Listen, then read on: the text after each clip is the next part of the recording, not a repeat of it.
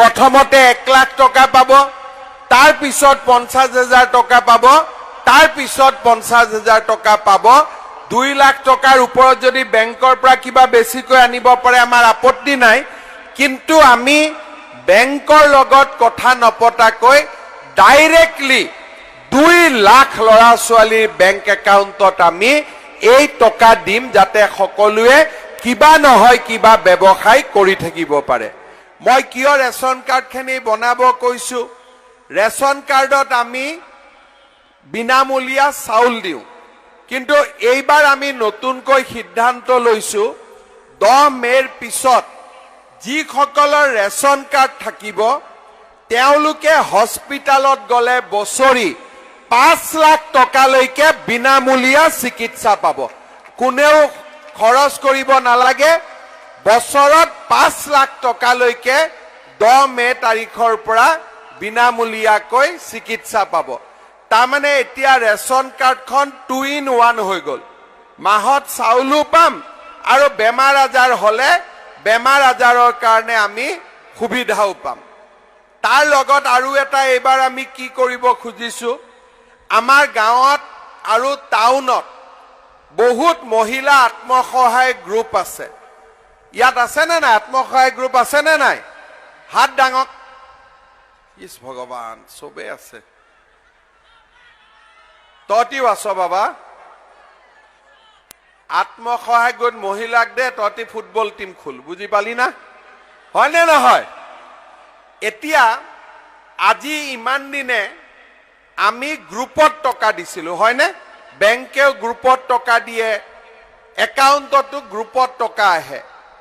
এইবাৰ আমি কি কৰিছো যে যিমান আত্মসহায়ক গোটৰ মেম্বাৰ আছে আমি বিচাৰিছো যে সকলোৱে ঘৰতো এটা গাইগুটীয়া ব্যৱসায় আৰম্ভ কৰক।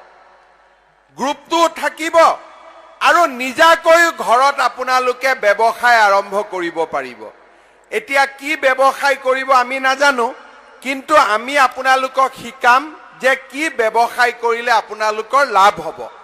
এইবাৰ আমি গ্ৰুপৰ একাউণ্টৰ লগে লগে ব্যক্তিগত একাউণ্ট খুলিম। প্ৰথমতে আমি আপোনালোকক ব্যক্তিগত একাউণ্টত 1000 টকা দিম প্ৰশিক্ষণৰ কাৰণে। তাৰ পিছত গ্ৰুপৰ সকলো মেম্বাৰৰ বেংক একাউণ্টত গাইগুটীয়া কৰি আমি 10,000 টকাকৈ আপোনালোকৰ বেংক একাউণ্টত আমি সোমাই দিম। বুজি পালে নে নাই? তাৰমানে 10 জনী সদস্য থাকে, 1 লাখ টকা যাব, কিন্তু গ্ৰুপৰ একাউণ্টত নাযাব, ব্যক্তিগত একাউণ্টত যাব। ঘৰে ঘৰে আপোনালোকৰ 10,000 টকাকৈ যাব। ইয়াৰ ফলত আপোনালোকে ঘৰত মহিলাসকলে নিজাকৈ এটা ব্যৱসায় কৰিব পাৰিব আৰু গ্ৰুপৰ কামো আপোনালোকে কৰি থাকিব পাৰিব।